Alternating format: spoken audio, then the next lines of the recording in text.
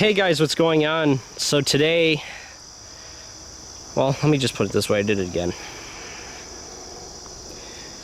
I don't know what it is about these Regals, guys, but they always seem to end up coming crawling to me. And I got another one in storage right now that I drive on the road in the winter. So, without further ado, let's get into this thing. Let's go once around it and you guys can take a look at it. I know there's most of it's still tarped up, but that's just because I can't put it in the tent because the Lumina's in there. I know the pre-rain gets better treatment than this thing does. And let me show you why this thing should be getting the better treatment, other than just being a fresh car. But I'll show you that, guys, that in just a minute. Obviously, this car was not stripped or anything by me. This is all done by another derby group, and I'll get into that in just a minute here. I just want you guys to take a look at this thing. I know there's not much to look at. You just basically see the bottom of the doors. It is a purple and green type paint job, but can't confirm F cancer.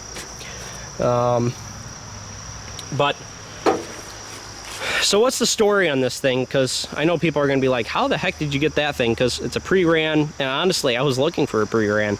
Not completely, like I could have lived without getting another car this season, but honestly, the amount of time I have, I just don't have time to build that Regal this year, guys.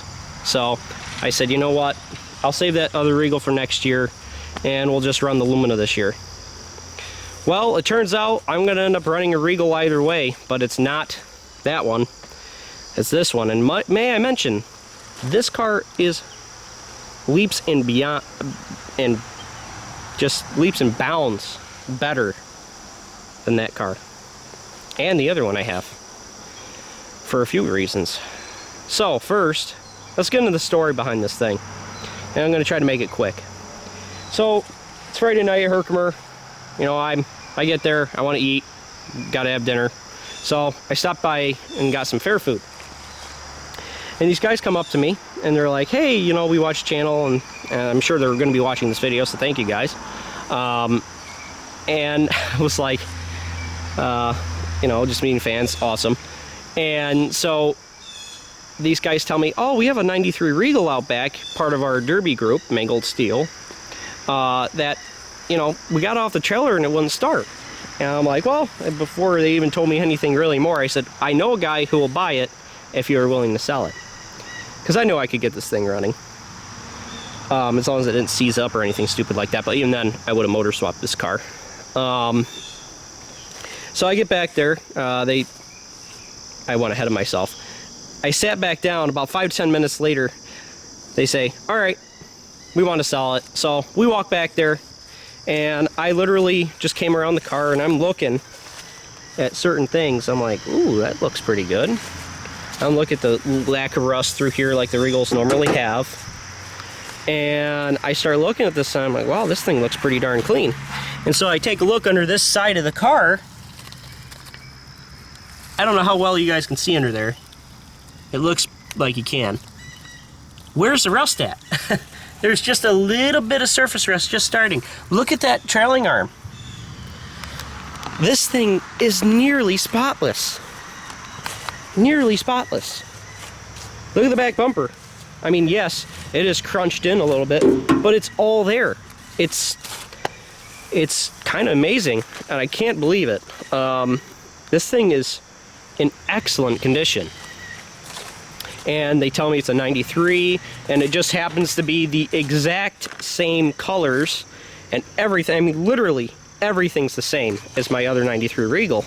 Not only is that all the same, like the interior and all that, even the motor it has is the same.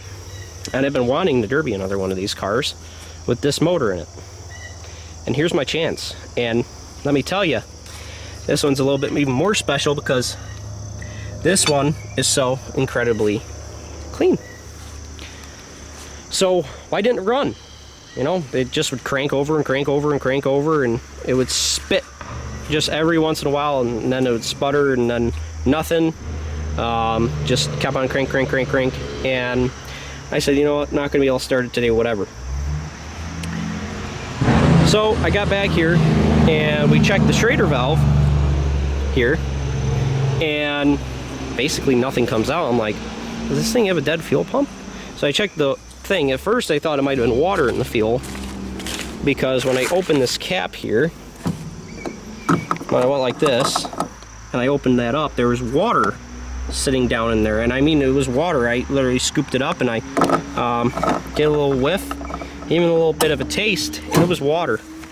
I was like, well, that would explain a lot. So I thought it was water, so we disconnected the fuel lines and tried getting the fuel pump to run. Hot wired it over here, just had the battery hooked up, came over here, and yes, we did check the fuel pump fuse.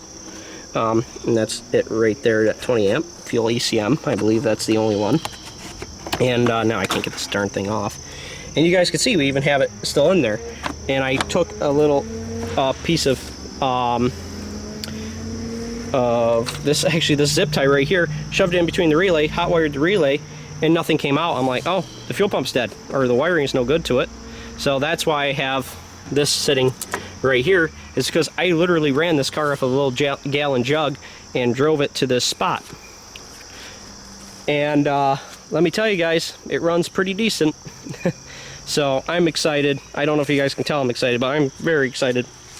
And let me just get into just how bone stock this car was. This is nothing against those guys. They just build bone stock cars, and I know that. They build them for Herkimer. Herkimer's a very bone stock show. But this thing is bone stock. And so, first of all, battery, obviously. This is actually mine. They tore their battery out. I put mine in. Was spray foamed in here. And then they had the original fuse block right there, which is relatively safe, I must admit. This, obviously, is still in its original spot. They had the coolant overflow tank, which I have now sitting on the back of that Regal, sitting in here, as well as the air box was all in here, too. The coil packs are still in this factory spot right in front of the motor here. And they still had all the cooling fans and all that. I already tore some of that out. And believe it or not, the transmission line's still going into the radiator into their factory cooler. That's just how bone stock this car was. I've already started stripping it, so there was still more stuff on it. You guys will see that in the YouTube short. So, actually both of them, because by this point I'll have both of them uploaded.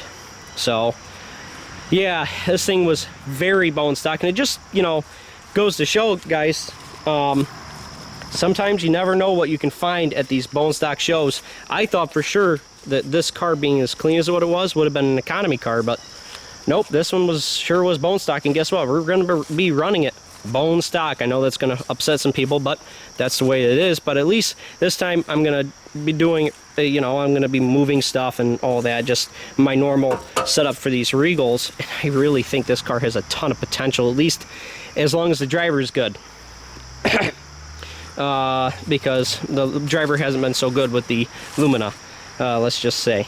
I don't know what the heck's going on with me this year. Really haven't been driving at my best. So we'll be hopefully picking it up, and hopefully we can do that with this car as well as the Lumina. The Lumina's still got life in it, guys. So go over to my community tab on YouTube and vote which car do you think is going to run first, the 93 Regal or the 96 Lumina. Still got quite a bit of work to do to this car, but which one do you think is going to run first? The Lumina is basically already ready, but it just needs to be fixed from the last demo. I haven't even touched it. I literally drove it in the tent and haven't touched it since. So we got a lot of work to do. Got this car to build. Obviously it's already stripped, so that helps a lot, but as far as the electrical, we got to get all that moved. Got to get a cage in this thing, fuel tank, battery box, all that. Got to get that all done on this thing. Got to get good tires on it, stuff like that. Got to get a good bumper on it. Just a lot of different stuff we got to get done to this thing. So comment down below take your vote, which one's going to run first. I already know which one I'm going to try to run first. So stay tuned. Thank you guys so much for watching. I really do appreciate every single one of you out there. And like, comment, subscribe. I'll see you guys in the next video. Bye bye, everybody.